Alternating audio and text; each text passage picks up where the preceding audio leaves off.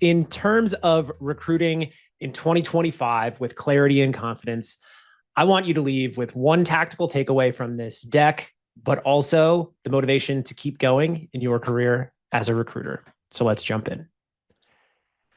Who am I and why am I here? I'm Brandon. My friends call me Brando. That's my podcast moniker. But yes, I'm the director of people and talent over at TLDR. TLDR is actually the world's largest tech newsletter. We are a 20-person, fully remote company that covers all the news in engineering, tech startups, and we have 5 million subscribers that are some of the best software engineers in the world. If you're looking for something that is high value in your inbox each day to get up to speed on what went down while you were sleeping, subscribe to TLDR. I've worked with companies in publicly traded retail sector, private equity enterprise software, seed to Series C startups. And over the last few years, I've spent a lot of time working with early stage founders, whether they're building a product from 0 to 1, or if they have, 0.5 to 1 and they need to put a little bit of fuel on the fire. But not unlike a lot of you, I've navigated rifts. And Dan, I really appreciate you as a person and what you've done with Hire Easy and the sentiment you shared about me, because at the end of the day, what I'm going to talk a little bit about today is community.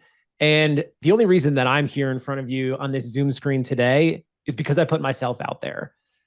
Over the last few years, I've been out in my basement building startups, and I started DMing some of my heroes, folks like Steve Levy, folks like Brian Fink, guys that are now my mentors. So I would encourage any of you out there, if you're looking to grow as a speaker, to grow as an individual in the community, to get out and try it. I've had speaking engagements, and I've only learned through doing. And a lot of that is a forcing function as a result of negative feedback.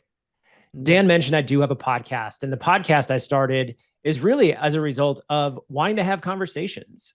We were recruiting during the ZERP landscape where it was those 12, 15-hour days, and it was nuts. If you're anything like me, we didn't have the conferences during COVID, and my skills actually became pretty relevant in the market during the post-pandemic era when we didn't have a lot of time to network. So I see myself going into year 10 with the ambition and drive to connect with more of you. This is a simple exercise that I wanted to share with you, which is my mission, my how, and my why statements. If you're feeling lost in your career as a recruiter, or these moments of adversity have you questioning what you may want to do, this is an exercise I suggest you do. Dan mentioned the podcast. These are some of my recruiting friends and nerds. When you're a man in your 30s, it's sometimes hard to make friends. And a lot of the times we wake up and we're like, oh, I'm friends with this dude because we've been friends forever. But what I found being a recruiter of one, or now a people team of one, is that I was really craving relationships and craving conversations with mentors, but also the opportunity to give back. So that's why I started a podcast. I would love if you subscribed. I would love if you want to come on and talk shop. You don't have to be as famous and bald as Steve Levy to be on the show. So that's my intro, and I appreciate you taking a few minutes just to learn who I am today. I'm a big mantra guy. I'm a long distance runner, and mantras, if you're a runner, fuel your performance. So a few of my favorite mantras as we get started is perfect is the enemy of good, and the world is smaller than we think. Both of these initiatives have served me well in my recruiting career to make an impact. And also, there's no one right way to hire. Like, I'm literally just a dude in my basement figuring this out. So, forget everything I say anyway. 3 of the pillars today to help you recruit with clarity and confidence in 2025 are to think about artificial intelligence, branding, and community. So we're going to use that as our anchors. I'll send you my slides async. I'll publish this. Don't take notes, just hang out or go make yourself a sandwich. Now you know whose side I'm on. I'm Team Kendrick all the way. There's a lot of talk about AI and opinions, but AI is not your savior. As we think about artificial intelligence within the candidate lifecycle from a recruiter's perspective, it's really important to start with our tools in our system, and that can be done through the ATS itself.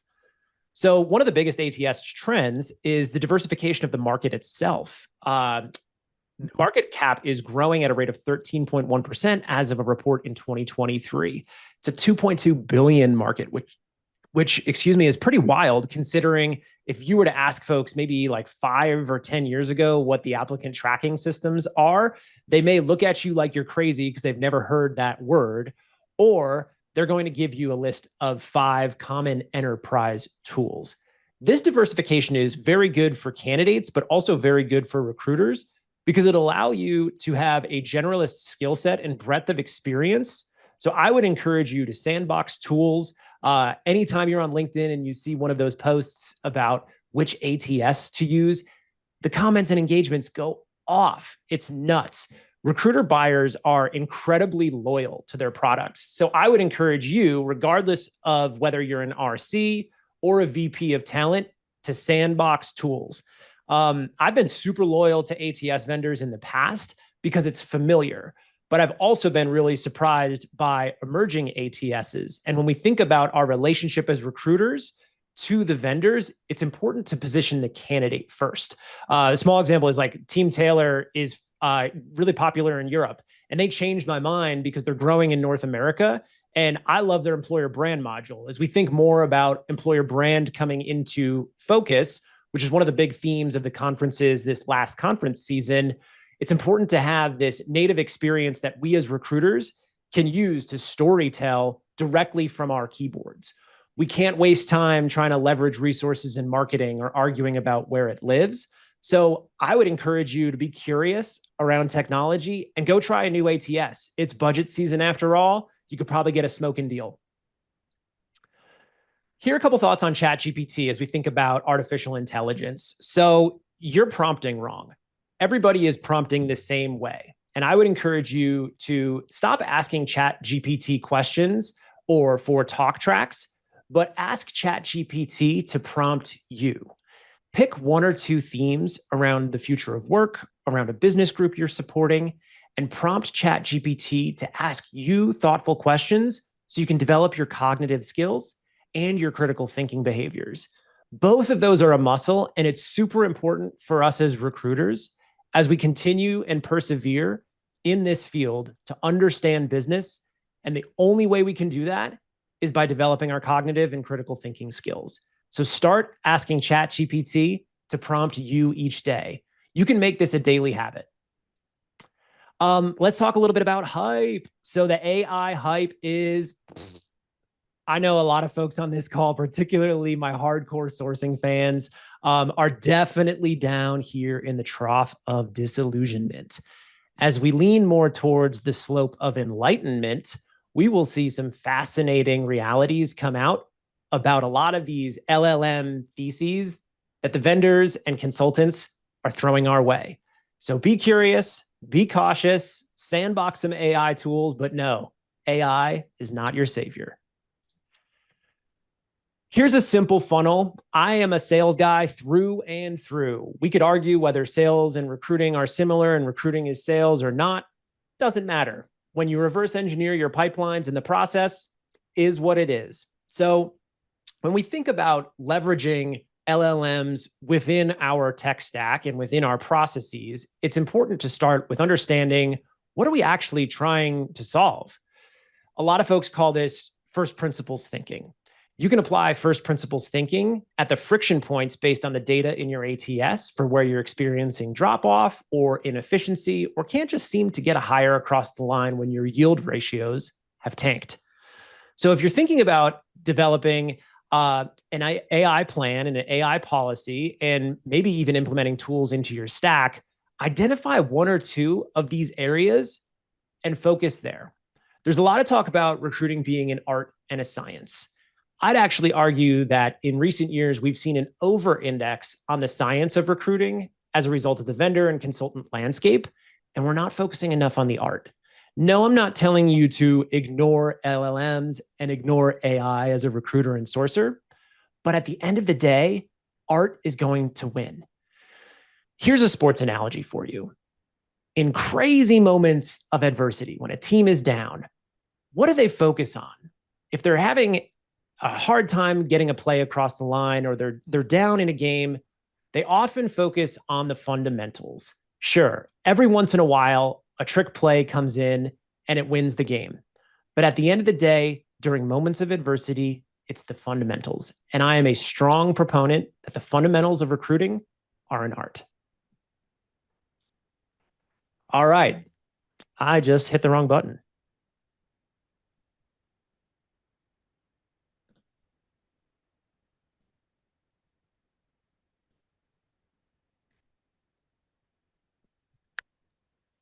Boop, boop, boop, boop, boop, boop. Dan, you're supposed to sing when I mess up.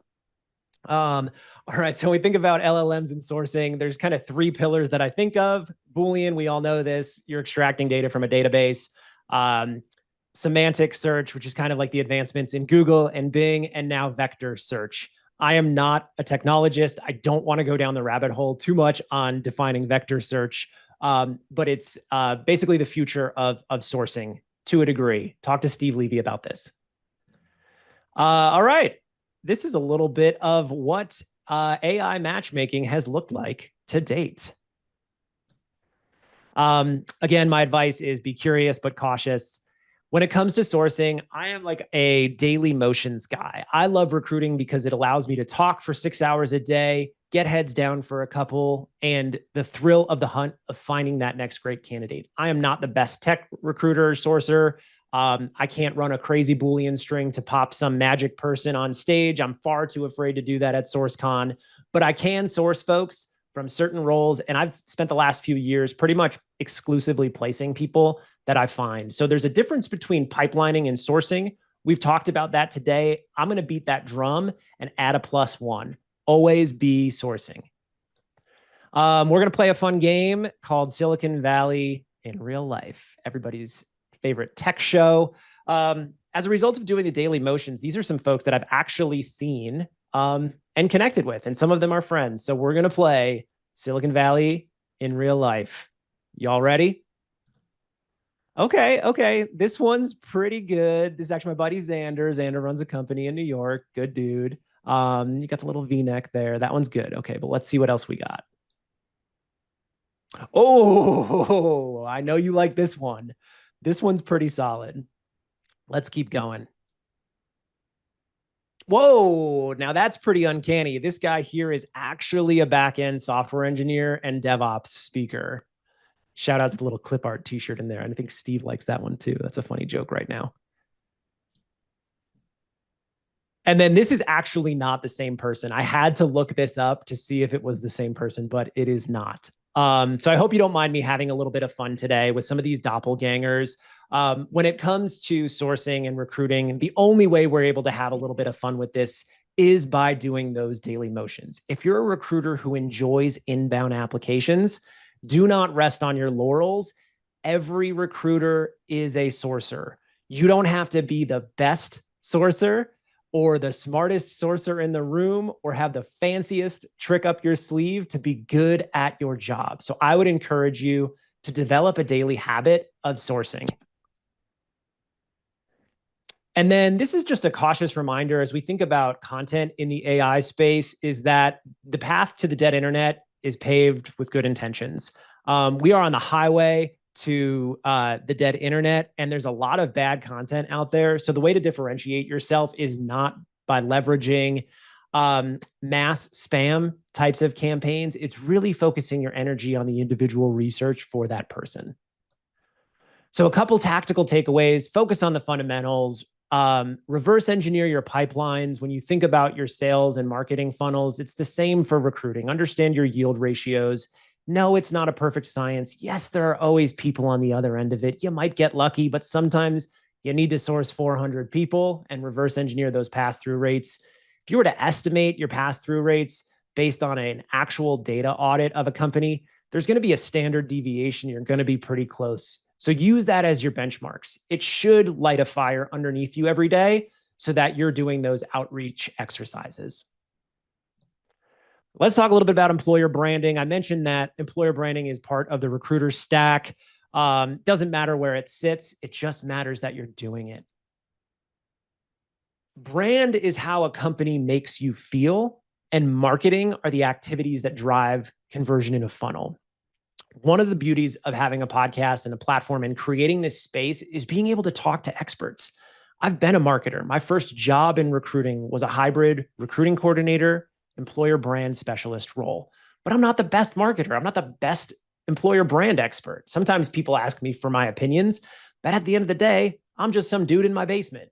So when I talk to folks a little bit about brand, it really comes down to the fundamentals of how we make people feel. If you were to audit your employer brand and your recruitment marketing, you don't need more budget. You don't need more leverage. You don't need more on the website. What you really need is better connection during the areas of the candidate journey in which we can control. And you can do this through setting up an automation of the candidate lifecycle by having certain documents and candidate enablement touch points that are structured to the interview stages and automate all of the pass-throughs. This goes back to identifying an applicant tracking system that is going to be the best tool for the job. It doesn't matter if you're super loyal to one or you know how to do XYZ from a data perspective. It's all about having the right tool for the right job. Simply looking at this, these two logos mean something very different. And I bet you just felt something visceral in your gut, regardless of which stance you're on. Shout out to Brian Fink. All right, this is a little teardown. I like this from PostHog. PostHog is a really good company that has a lot of transparency around their process from an employer brand asset. This is all stuff that you can own as a recruiter. I would encourage you to check out PostHog's candidate journey, apply to a dummy job, just go through the loop. But these are some screenshots I took. This is something any IC recruiter or recruiting team can do without any employer brand specialist or any marketing resources that they need other than access to the website. You can even build a Notion page. And I think a lot of their content is built on Notion.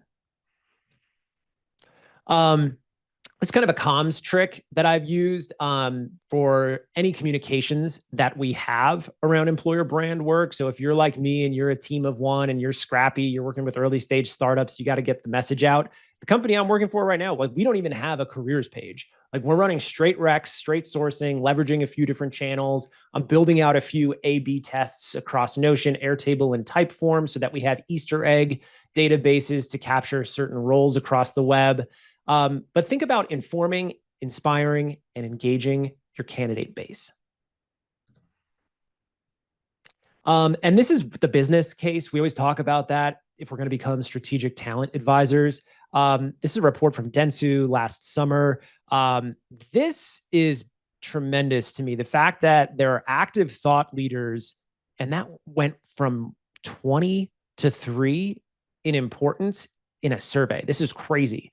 So I'm not saying like go out and try and convince all your employees to be influencers, but if you're working with hiring managers and you're seeing some of those friction points based on the yield ratios and pass-through numbers that are off target, encourage them to have some sort of recruiting marketing playbook, and you can serialize your content. One of my friends in the space, Jeremy A. Lyons, does such a great job with serialized content. And I would encourage you, if you're in a recruiter seat, to figure out these kind of political stump issues, if you will, that you can just beat the drum on every day. That every Tuesday at 10 p.m., you can give a 200-character thought track around one of the themes that resonates with your employee value proposition. I'm keeping an eye on time. I will send my tactical takeaways. There's one piece in here that I want to call out. It's a comms trick. Back to that inspire, inform, engage. Think about all your communications as an internal stakeholder as a product development proposal. So what does that even mean? If you're initiating a new relationship with the hiring manager or you're working with an executive stakeholder, position all of your communications as a press release and a frequently asked questions page. This will flywheel your credibility internally if you're a recruiter. And then the last thing I'll say today is be sincere, whether you mean it or not. At the end of the day, recruiters influence human behavior to get to an outcome. And the outcome of this presentation, I hope, is that we will connect in real life. The outcome of this presentation is that I'm immensely grateful for people on this call who have indulged in my questions, my curiosities, told me when I'm wrong, told me when I have a good theory. Thank you so much to Daniel and Hire Easy and the team. This is a wonderful recruiting community. Recruiting has given me more in my life than I could have ever imagined. I want you to do one thing today as I close. Close your eyes. Think of one recruiter who gave you an opportunity that changed your life for the better. After this presentation today, please go thank them and pay it forward.